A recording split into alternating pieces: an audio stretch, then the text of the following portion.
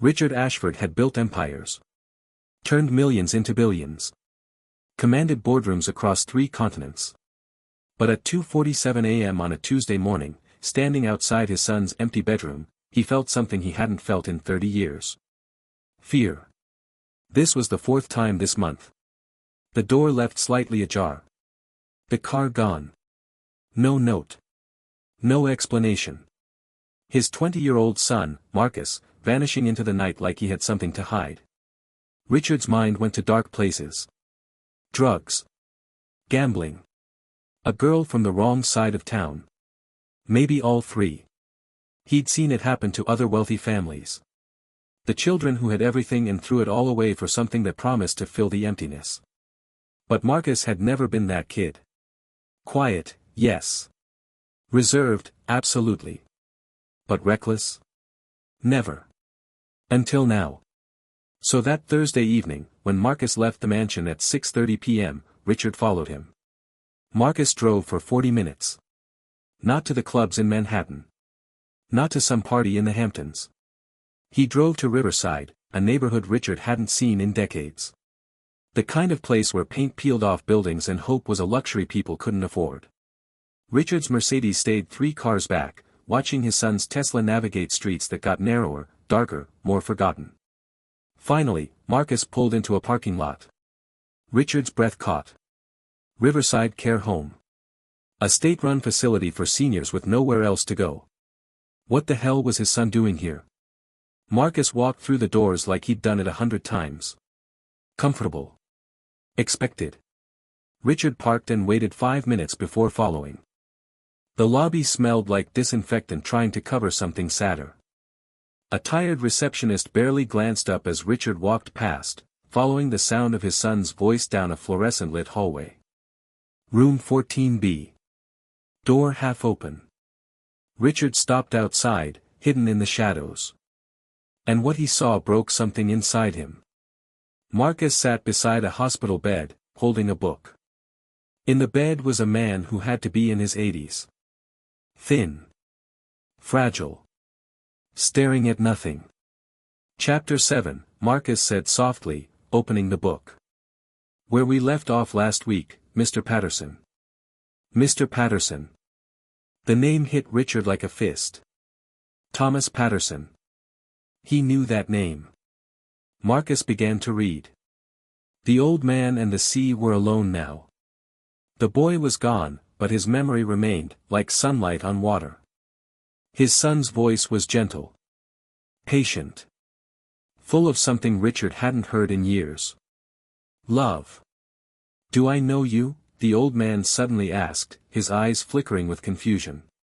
Marcus's smile didn't falter. Yes, sir. I'm Marcus. I come every Thursday. Marcus. The old man tested the word. That's a good name. Strong name. Did I teach you? You did, Mr. Patterson. A long time ago. You taught me everything that mattered. The old man's eyes clouded again. The moment of clarity gone as quickly as it came. I was a teacher once, wasn't I? The best teacher, Marcus whispered. You still are. Richard's hands were shaking. He backed away from the door, his heart hammering. He made it to his car before the first tear fell. Richard had always been too busy. Building his second billion. Acquiring companies. Flying to Singapore, London, Dubai. He'd see Marcus maybe twice a week. Sometimes less. He never knew his son was failing 3rd grade. Never knew the other kids called him stupid. Never knew Marcus would sit in the bathroom during reading time, crying, because the letters wouldn't stay still on the page. Dyslexia. That's what the school psychologist had called it. Richard had written a check for tutors. Problem solved. That's how he fixed things, money. But what Richard never knew, what he'd never bothered to ask, was that the tutors didn't help. Marcus got worse. Started having panic attacks, stopped talking. Until Thomas Patterson. A 3rd grade teacher at Marcus's school, 2 years from retirement. Patterson saw something everyone else missed. He saw a brilliant kid drowning in a system that didn't know how to reach him. So Patterson started staying after school. No charge. No request for recognition. Just an old teacher with infinite patience and a kid who needed someone to believe in him. 3 days a week became 5. 5 became every day. Patterson taught Marcus to read using a method he'd developed over 40 years. Slow, kind, never giving up. It took 2 years. But on a Tuesday afternoon when Marcus was 9 years old, he read an entire book cover to cover for the first time in his life. He went home and told his father. Richard had been on a conference call. "That's great, son. Really great. I'm proud of you." He never asked how. Never asked who helped. Just went back to his call. Marcus never mentioned Thomas Patterson again. Richard arrived at Riverside Care Home before his son did. He found the director, a weary woman named Susan Chen. "I need to know about Thomas Patterson. Room 14B. Susan's face softened. "Mr. Patterson. He's one of our long-term residents. Alzheimer's, advancing quickly. He was a teacher for 43 years. Never married, no children, no family. How long has my son been visiting?" "Marcus? About 8 months now. Every Thursday like clockwork. He's the only visitor Mr. Patterson has ever had here. Most of our residents," her voice cracked slightly, "most of them die alone. But not Mr. Patterson. Marcus reads to him. Holds his hand when he's confused. Stays for hours. Does Mr. Patterson remember him?" Susan shook her head. "Some days he has moments. Flickers. But mostly, no. The disease has taken most of his memories. Marcus knows this. He comes anyway." Richard felt his throat close. "Why? If the man doesn't remember him, why does he keep coming?" "I asked Marcus that once," Susan said quietly. "He told me, Mr. Patterson taught him that love doesn't need a receipt. You don't keep score of kindness. You just give it because someone once gave it to you." Richard waited in the parking lot. When Marcus emerged 2 hours later, his eyes red from crying, his father was leaning against the Tesla. Marcus froze. "Dad. What are you? Why didn't you tell me?" Richard's voice was rough. Marcus's jaw tightened.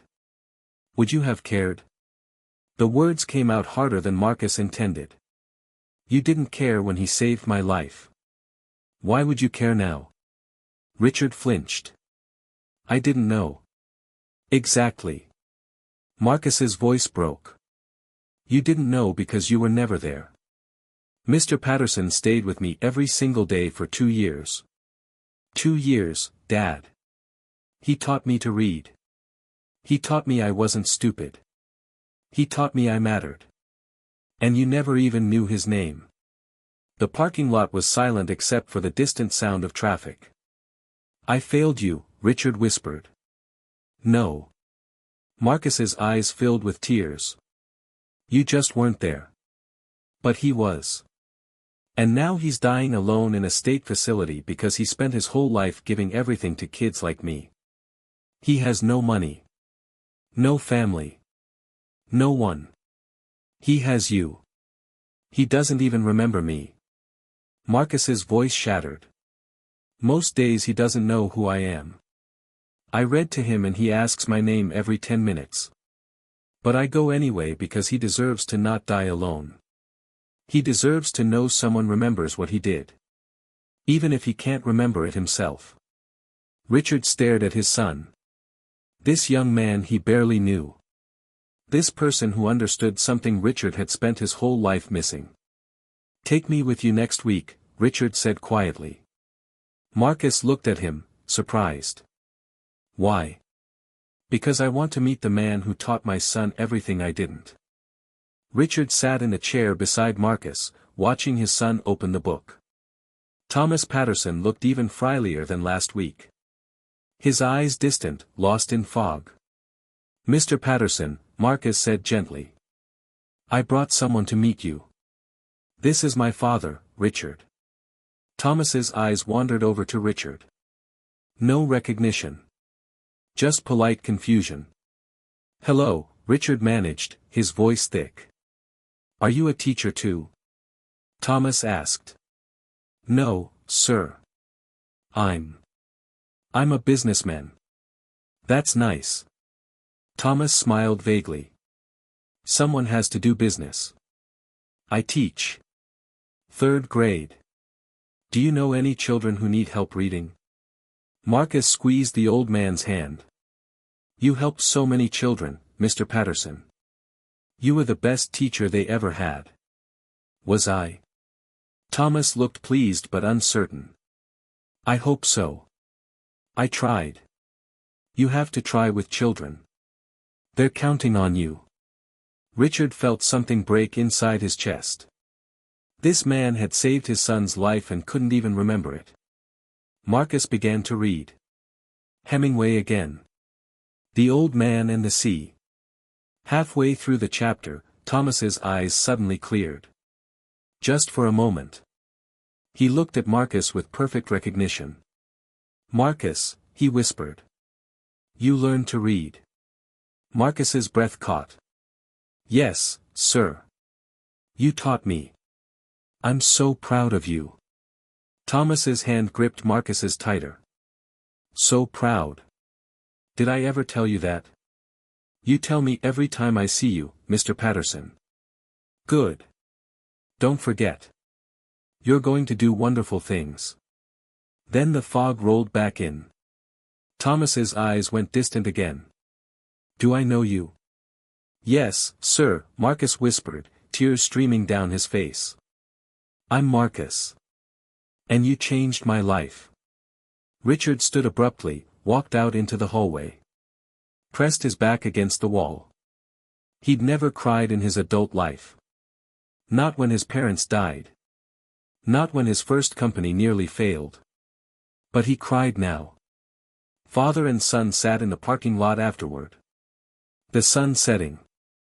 Neither speaking for a long time. "I found out he was here 8 months ago," Marcus finally said. "I was having lunch near my old elementary school.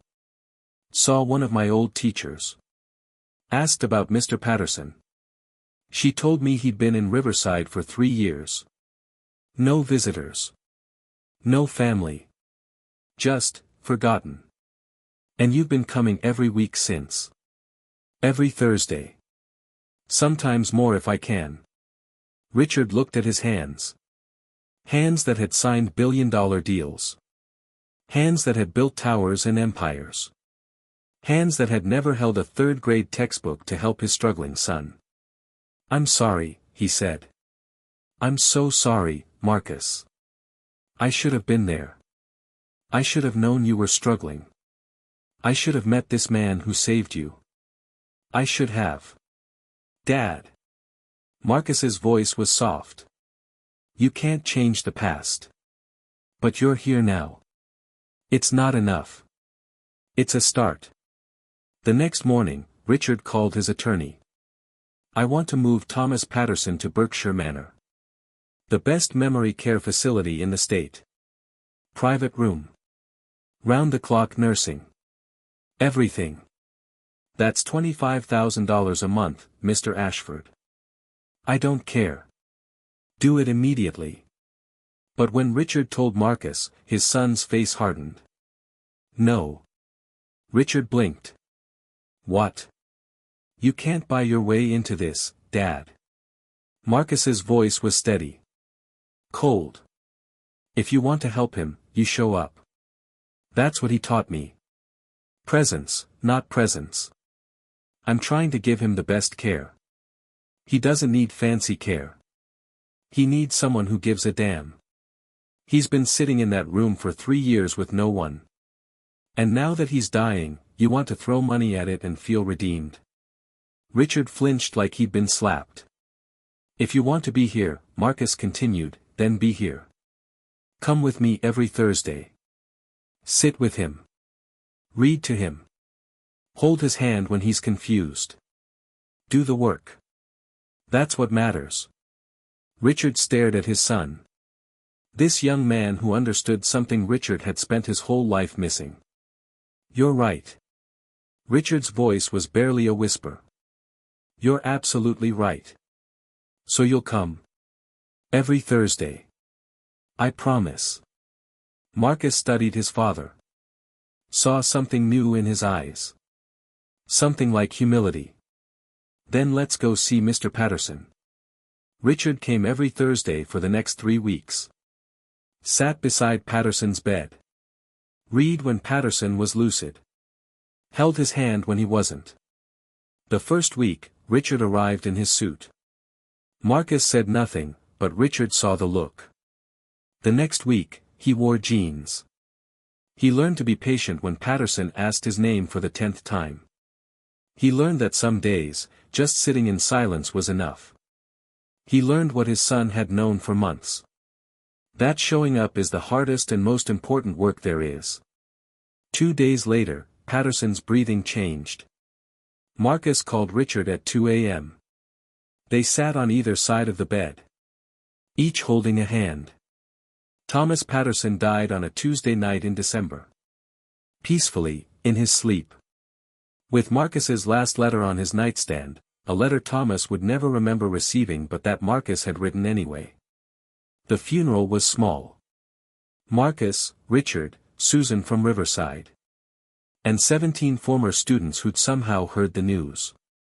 17 people whose lives had been changed by a teacher who never asked for recognition. Who never sought wealth or fame. Who just showed up, day after day, and taught children they mattered. Marcus read the eulogy. His voice steady despite the tears. Mr. Patterson taught me to read when I was 9 years old. But that's not why I'm here. I'm here because he taught me something more important. He taught me that the most valuable thing you can give another person is your time. Your patience. Your belief that they matter. He spent 2 years of his life staying late after school, helping a kid nobody else believed in. He never asked for anything in return. Never expected gratitude. Just showed up and did what great teachers do. He saw potential where everyone else saw problems. And when he got old, when his mind started to slip away, when he had no one else, I got to repay a debt that can never truly be repaid. I got to sit with him every Thursday and read to him the way he once read to me. Most days he didn't remember me. But I remembered him. And that's what mattered. Marcus's voice cracked. Richard put a hand on his shoulder. Mr. Patterson taught 43 years. Touched thousands of lives. Changed hundreds. And he died with almost nothing. But he left behind something that lasts. Students who remember. Lives that were changed. Children who learned they weren't stupid after all. A few years later, Marcus stood in front of his 3rd grade classroom. Room 14. 22 students staring up at him. Some excited, some scared. One boy in the back wouldn't make eye contact, his eyes red like he'd been crying. Marcus knew that look. After class, he asked the boy to stay. What's your name? Daniel. A whisper. Daniel, I need to tell you something. I was in 3rd grade once, and I couldn't read. The letters moved around on the page. Other kids called me stupid. I cried every day. Daniel's eyes went wide. Really? Really? But I had a teacher who stayed late every day to help me. He was patient. He believed in me when nobody else did. He changed my life. What happened to him? Marcus smiled, though his eyes were wet. He got old. And eventually, he forgot things. Forgot me, even. But I never forgot him. And now I'm here because of him. Why are you telling me this? Because I see you, Daniel. I see you struggling with reading. I see you hurting. And I want you to know something, you're not stupid. Your brain just works differently. And I'm going to stay late every day until you believe that. Until you can read. Until you know you're brilliant. Just like someone once did for me. Daniel's tears spilled over. You do that for me. Every day if I have to. Because that's what teachers do. We show up, we believe, we don't give up. Richard Ashford sat in the back of the classroom, watching. He'd come for parents' night. Watched Marcus work with Elijah and 3 other struggling readers. His son's patience. His kindness. His absolute refusal to let any child feel forgotten. After everyone left, Richard approached. You're exactly like him. Marcus turned. Like who? Thomas Patterson. I watched you tonight. Same patience. Same belief that every kid matters. Marcus's eyes filled with tears. That's the greatest compliment you could ever give me. Richard pulled out an envelope. I've established a foundation. The Thomas Patterson Teaching Fellowship. Full scholarships for anyone who wants to become a teacher and commits to working in underfunded schools. 20 recipients a year. Forever. Marcus couldn't speak. It's what he deserved. And it's the least I can do to honor the man who gave me back my son. They stood together in that empty classroom. A billionaire and a teacher. A father and a son. Marcus pulled his father into a hug. He'd be proud of both of us, Marcus whispered. Because we finally learned what he spent his whole life teaching. Richard held his son tight. And for the first time in his life, he understood. Not what wealth looked like. But what it felt like to finally have it. If this story moved you, take a moment to share it with someone who shaped your life when they didn't have to. And if you haven't already, subscribe for more stories that remind us what truly matters.